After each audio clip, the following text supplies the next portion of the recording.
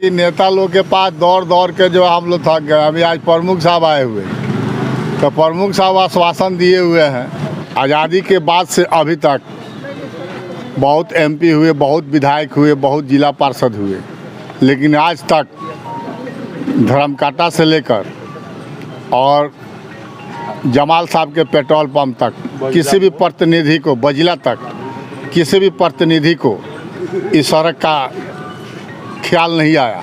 वो परिस्थिति लग रहा है कि इस बार भी लोग बारिश में यहाँ पानी हिलेंगे, टायर का नाव बना करके चलाएंगे और हाफ पैंट पहन करके घूमेंगे।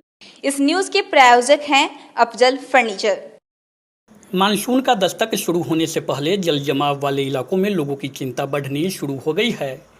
शहर से सटे कांटी क्षेत्र का पठानटोली हाउसिंग बोर्ड, गरम चौक, दामोदरपुर के इलाकों में बरसात शुरू होने से पहले ही स्थानीय लोगों को जल जमाव की चिंता सताने लगी है। बता दें कि बरसात के दिनों में इन इलाकों में जल जमाव की समस्या से लोग नारकीय जीवन जीने को विवश रहते हैं।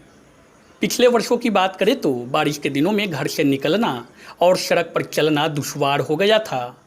गरम चौक से पठानटोली होते हुए चांदनी चौक जाने वाली ग्रामीण सड़क वर्षों से जर्जर हालत में है। बारिश के दिनों में इस सड़क पर चलना काफ़ी मुश्किल हो जाता है। कांटी विधायक खुद इस सड़क का निरीक्षण कर चुके हैं। आश्वासन भी लोगों को मिला, लेकिन सड़क की दुर्गति जस का तस बना हुआ है। आज सोमवार को कांटी प्रखंड प्रमुख कृपा शंकर शाही ने गरम चौक और पठानटोली की सड़क का निरीक्षण किया। उन्होंने बताया कि वाकई में सड़क की स्थिति काफ़ी खराब है। जल जमाव की समस्या के कारण स्थानीय लोगों को परेशानी झेलनी पड़ती है। दरअसल सोमवार को सड़क उद्घाटन करने गए प्रमुख को स्थानीय लोगों द्वारा समस्या बताई गई, जिसके बाद प्रमुख ने सड़क का निरीक्षण किया।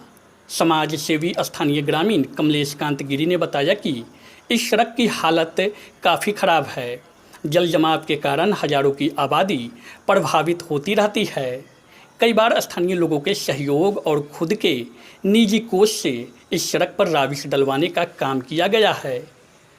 उन्होंने स्थानीय जनप्रतिनिधियों पर इस इलाके की उपेक्षा किए जाने का आरोप लगाया। उन्होंने कहा कि स्थानीय विधायक एवं पंचायत के जनप्रतिनिधियों को कई बार इस समस्या से अवगत कराया गया है। हालांकि ग्रामीणों ने बताया कि 2 दिन पहले ही कांटी विधायक इस सड़क का अवलोकन करने आए थे। वहीं दूसरे ग्रामीण शंभू ठाकुर ने कहा कि हाउसिंग बोर्ड कॉलोनी के चारों तरफ बरसात के दिनों में पानी ही नजर आता है। इन इलाकों में जल निकासी का कोई प्रावधान नहीं होने के कारण समस्या जस का तस बना हुआ है। उन्होंने नाला निर्माण और जर्जर सड़क को बनवाने की मांग की। निरीक्षण के दौरान कांटी के पंचायती राज पदाधिकारी मुकेश चौधरी, उप प्रमुख प्रतिनिधि रंजीत सोनी, स्थानीय मुखिया प्रतिनिधि शंकर जी, पंचायत सुनील पासवान एवं अन्य ग्रामीण मौजूद रहे।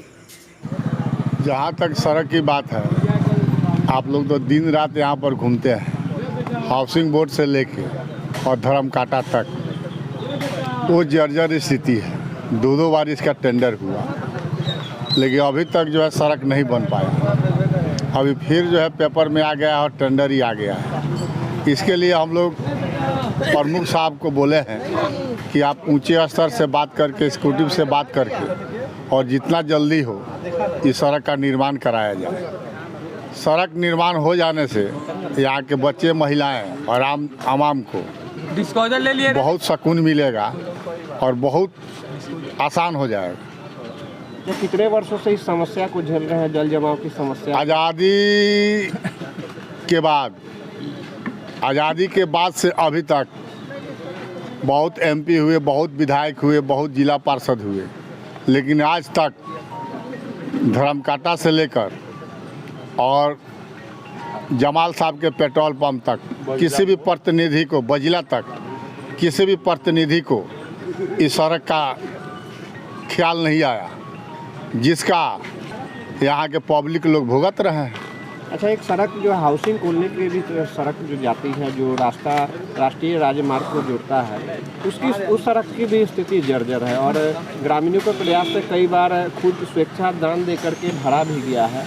क्या उसको लेकर के ग्रामीणों के द्वारा क्या कुछ पहल की जाती है? ग्रामीण के लिए यही पहल किया जाता है कि नेता लोग के पास दौड़ दौड़ के जो हम लोग थक गए। अभी आज प्रमुख साहब आए हुए, तो प्रमुख साहब आश्वासन दिए हुए हैं कि यहाँ से लेकर और मुख्य सड़क तक प्रयास करके हम निर्माण करवाएंगे। अब बोले तो है, अब देखिए कहाँ तक ये सही बैठता है, काम होता है कि नहीं होता। उम्मीद लग रही है, कुछ उम्मीद पर दुनिया बोले तो हैं, उनके बात से ऐसा महसूस हुआ है कि काम करवाएंगे और यहाँ के जनता में खुशहाली आएगी। अब आने वाला समय बताएगा। क्या स्थिति हो जाती है जब बारिश के समय में? स्थिति तो यही हो जाता है कि यहाँ पर नाव चलने का नौबत आ जाता है। बच्चे जो है 4 महीना तक स्कूल नहीं जा पाते हैं, महिलाएं को निकालना मुश्किल हो जाता है। तो यहाँ तक कि ये 2 चक्का से 4 चक्का तक भी चलना में परेशानी होती है। तो क्या कुल आबादी होगी इस क्षेत्र की? यहाँ की आबादी 20,000 के करीब में, और कितना बार नेता लोगों को मुख्यमंत्री से लेकर डीएम तक आवेदन दिया गया, लेकिन अभी तक किसी ने पहल नहीं की। जो परिस्थिति लग रही है, जैसा यहाँ काम हुआ है, वो परिस्थिति लग रहा है कि इस बार भी लोग बारिश में यहाँ पानी हिलेंगे, टायर का नाव बना करके चलाएंगे और हाफ पैंट पहन करके घूमेंगे। निर्माण को लेकर के और इस स्थिति को सुधारने को लेकर के क्या कुछ पहल की जा रही है? ग्रामीण तो बराबर पहल करते रहते हैं। ग्रामीण यहाँ पंचायत प्रतिनिधि से लेकर के मुखिया से लेकर के जो ये कम से कम हाउसिंग बोर्ड का इलाका है, ये गरम चौक से लेकर के और ये बझिला मोड़ से लेकर के समझिए ना, और धर्मकाटा तक, और फिर ये गरम चौक से एक रोड है ये आवास बोर्ड का, जो इधर से फर्स्ट रोड जाती है गरम चौक से लेकर के 4 लेन तक। दूसरा इसके बीच में एक है जो वो आवास बोर्ड कार्यालय से लेकर के और फिर हाउसिंग बोर्ड के बीच में आती है सड़क। 3 सड़क है इसमें। एक सड़क था जो पिछले साल मुखिया ने उसको ढलवा, लोग खेलते रहते हैं। मुख्य सड़क पर भी पानी रहता है। पिछले अपना देखा भी है आपने, पिछली क्या कुछ उपाय होना चाहिए इसके लिए? उपाय होना चाहिए। प्रतिनिधि से हम परसों तरसों भी मुखिया से मिले हैं, और इस सड़क के लिए तो ठेकेदार से भी हम लोग बराबर बात कर रहे हैं, विधायक जी से भी बात कर रहे हैं, मंसूरी जी से। इसका तो बोल रहे हैं जो वो टेंडर हो चुका है, हम तुरंत शिलान्यास करने वाले हैं। लेकिन अब देखिए क्या कुछ आश्वासन मिला है? आश्वासन मिला है जो तुरंत हम इसका बझिला मोड़ से लेकर के धर्मकाटा तक शिलान्यास करेंगे। ये रोड का टेंडर हो